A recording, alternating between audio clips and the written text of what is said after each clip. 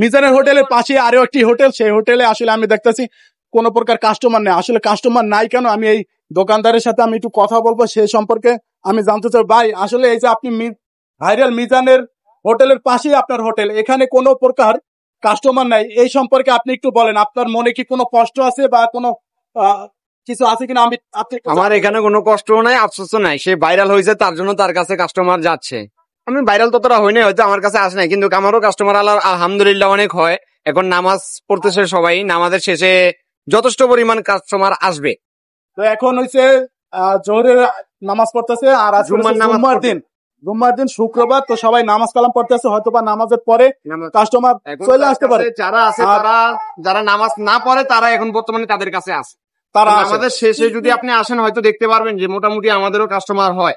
আচ্ছা, আমি একটা জিনিস জানতে চাচ্ছি, মিজান ভাই কিন্তু 100 টাকা প্যাকেজ বিক্রি করে, আপনি কি সেম 100 টাকা প্যাকেজ বিক্রি করেন? 100 টাকা প্যাকেজ বিক্রি করি আমিও, 100 টাকা আনলিমিটেড ভাত, আনলিমিটেড জোর।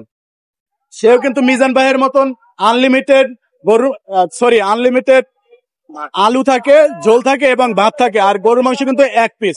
তো একই দাম, একই জিনিস, কিন্তু মিজান ভাই হঠাৎ ভাইরাল হয়ে গেছে, তার জন্য তার ওখানে কিন্তু প্রচুর পরিমাণে লোক জড়ো থাকে, আর ভাইয়ের কিন্তু এখানে লোক জড়ো নাই। তো ভবিষ্যতে হয়তোবা আপনারা আসলে এখানেও কিন্তু ভালো একটা কাস্টমার পাইতে পারে। আর ভাই টেস্ট কি একই রকম? আলহামদুলিল্লাহ সেম বলতে তারটা আর আমারটাতে সেম হবে এটা আশা করা যায় না, এক একজনের রান্না এক এক রকম। আসলে সেটাই এখন পর্যন্ত যতটা কাস্টমারে খেয়েছে কখনো খারাপ নিউজ আসে না এখনো।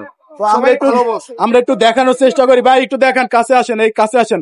এখানে কিন্তু ওই যে গরু মাংস গুলা কিন্তু সাইজ কিন্তু ভালোই সাইজ আছে, আর এই যে দেখেন ভালো সাইজ, বড় বড় সাইজ, আর এটা কিন্তু চর্বি আর হাড্ডি কিন্তু ছাড়া। আর একটা জিনিস দেখায়, আলু, এ কিন্তু মাংসই বেশি দেখা যায়, আলু কই?